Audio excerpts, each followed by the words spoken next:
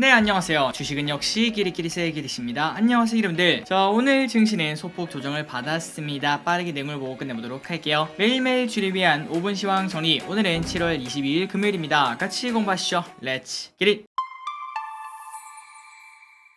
오늘 코스피 0.6% 하락, 그리고 코스닥도 0.6% 하락으로 처음에는 살짝 좋은 흐름을 나타내나 싶더니 쓱 하락하는 전강 후약의 모습을 나타냈습니다. 그렇기 때문에 아쉬움이 조금 남는다고 볼 수 있겠죠. 하지만 최근 들어 좋은 흐름을 나타냈기 때문에 이 정도 조정은 충분히 나타날 수 있다고도 생각을 해볼 수 있습니다. 다음으로 코스피 차트를 보도록 하겠습니다. 지금 현재 딱 2400 라인, 여기서 뭔가 부딪히는 걸 확인할 수 있죠. 그렇기 때문에 여기서는 아마도 기간 조정 플러스 소폭 하락했다가 다시 또 올라가는 그런 흐름이 나올 확률이 꽤나 높다고 볼 수 있고, 가장 좋은 거는 다음 주에 강하게 뚫어내고 올라가서 2450 이 정도까지 올라가는 게 가장 좋은 시나리오라고 볼 수 있겠지만, 하지만 지금 그럴 만한 호재가 있는가라고 생각했을 때는 살짝은 아쉽다라는 이야기 해볼 수 있겠죠. 그렇기 때문에 일단 지금은 크게 욕심내지 말고 조금 더 기간 조정을 거치는 안정감 있게 바닥을 다져도 충분하다라는 생각을 해보시는 게 좋을 것 같습니다. 그리고 매동을 보도록 하겠습니다. 개인 2600억 매수, 외국인 300억 매수, 기관 3000억 매도, 연기금 300억 매도합니다. 오늘 또 외국인은 소량 매수하는 걸 체크할 수 있네요. 다만 코스닥은 외국인의 700억대 매도로 여전히 매도세가 큰 걸 확인할 수 있습니다. 이 부분이 아쉽네요. 다음으로 연기금 순매수인해 보도록 하겠습니다. SK하이닉스, 하이브, LG화학, 삼성SDI, 현대모비스 이렇게 크게 매수하는 걸 확인할 수 있고, 오늘의 증시 포인트를 보도록 하겠습니다. 이 부분이 중요하겠죠. 일단 어제 ECB가 빅스텝을 했습니다. 11년 만에 금리를 올렸다고 하는데 그 영향으로 환율이 조금 잠잠해졌다고 합니다. 그나저나 빅스텝이랑 환율이랑 뭔 상관인가 봤더니 정말 간단하게 설명드리도록 할게요. 그냥 외우셔도 될 것 같습니다. 금리가 오른다는 거는 돈을 빨아들인다고 생각하시면 될 것 같습니다. 그러니까 미국 금리가 급하게 오르면서 우리나라 금리보다 높게 올라가면은 한국에 있는 자금마저 미국으로 빨려 들어간다 우리가 알고 있죠. 그러니까 금리가 올라가면은 그냥 주변의 돈을 빨아들인다고 생각할 수 있는데, 그 말인즉슨 미국 금리가 올라가면은 달러 가치가 올라가는 거고, 한국 금리가 올라가면은 한화 가치가 올라가는 거고, 마지막으로 유럽 금리가 올라가면은 유로화 가치가 올라간다고 생각을 해볼 수 있습니다. 여기까지 따라오셨죠. 그런데 지금까지는 ECB가 금리를 올리지 않고 가만히 있었기 때문에 미국만 주구장창 금리를 올리면서 환율이 계속 높아지는 걸 우리가 두 눈으로 확인할 수 있었죠. 하지만 이번에는 ECB가 드디어 금리를 올리며 유럽에서도 돈을 빨아들이기 시작했다라고 볼 수 있습니다. 그리고 그 말인즉슨 유로화 가치가 올라가니까 상대적으로 달러 가치가 낮아진다고 볼 수 있습니다. 그렇기 때문에 환율이 낮아진다고 볼 수 있다는 거겠죠. 혹시나 나중에 기회가 된다면은 이 부분에 대해서 조금 더 설명드리도록 할게요. 그리고 저는 테슬라가 순이익이 매우 좋게 나오면서 8%나 급등했습니다. 그 덕에 미국 증시가 상승 마감했죠. 그런데 그 와중에 오늘 저녁에 미국 증시가 좀 크게 부러질 수도 있다 이런 이야기가 나온다고 하는데, 그 이유가 뭔가 봤더니 바로 1분기에도 그랬습니다. 그때도 스냅의 실적이 매우 안 좋게 나오면서 다른 SNS 관련 기업들 그리고 빅테크 관련들이 같이 떨어지는 걸 확인할 수 있었죠. 그런데 이번에도 스냅의 실적이 안 좋다는 이야기가 나오면서 시간에서 26%나 폭락을 했다고 합니다. 그래서 오늘 장이 열리고 난 다음에 스냅의 이러한 쇼크가 얼마나 큰 반향을 일으킬지 이 부분이 중요하다고 볼 수 있겠죠. 그러니 기분들은 오늘 저녁에 일단 증시가 빠지고 시작할 것 같은데, 스냅의 흐름이 어떤 식으로 흘러간지 그리고 그 주변에 있는 기업들이 어디까지 영향이 가는지 이런 부분을 확인하시면 좋을 것 같습니다. 다음으로 환율 보도록 하겠습니다. 1313.5원으로 소폭 하락, 그리고 아시아 증시는 혼조세를 나타냈습니다. 니케이 0.4% 상승, 상해 종합 0.5% 하락, 항생 0.08% 하락. 어제 상승 마감한 미국 선물은 방금 전에 말씀드렸다시피 조금의 큰 폭의 하락을 나타내고 있습니다. 0.8% 하락 중. 선물 옵션을 보도록 하겠습니다. 오늘 외국인은 그냥 눈치 보기를 나타내다가 장 막판에는 소량 매수하고 마무리가 되었네요. 그리고 옵션에서는 큰 움직임이 나타나진 않았습니다. 오늘의 쇼핑을 보도록 하겠습니다. 개인 삼성전자, SK하이닉스, 카카오, 기아, 하나금융지주, 카카오페이, LG엔솔, S-Oil,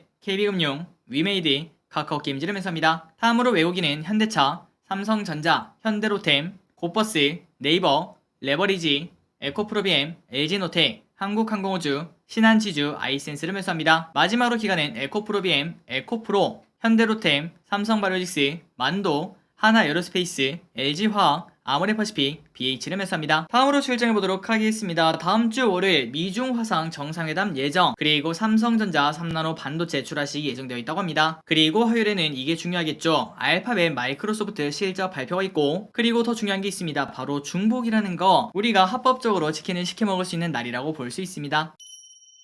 오늘의 키워드를 보도록 하겠습니다. 수산, 방산, 2차전지. 수산 관련주가 오랜만에 좋은 흐름을 나타냈습니다. 일본 후쿠시마 오염수 해양 방류 정식 인가 소식에 사조 시푸드 16% 상승, 한성기업 6% 상승, 그리고 방산 관련주가 오늘 급등했습니다. 폴란드에서 K2 전차를 1000대나 구매한다 이러한 소식이 나오면서 현대로템 20% 급등, 하나에어로스페이스 9% 상승, 평화산업 상한가 도착, 평화홀딩스 상한가 도착. 그나저나 방산 관련주고 그 다음에 전차를 수출한다고 하는데 이름이 평화네요. 평화산업, 평화홀딩스. 뭔가 이상하지만 어쨌든 이러한 기업들도 좋은 흐름을 나타냈습니다. 그리고 2차전지 관련주 테슬라 실적 호주의 에코프로비엠 4% 상승, 대보마그네틱 10% 상승, 대원화성 12% 상승, 폴라리스 세원 11% 상승. 참고로 아마존에서 리비안벤이 운행을 시작을 했다고 합니다. 그리고 무더위 관련주가 좋은 흐름을 나타냈습니다. 유럽에서 기록적 폭염 소식이 나오고 있고, 그리고 포르투갈 폭염 관련 사망자가 10일 사이에 1000명이 넘었다고 합니다.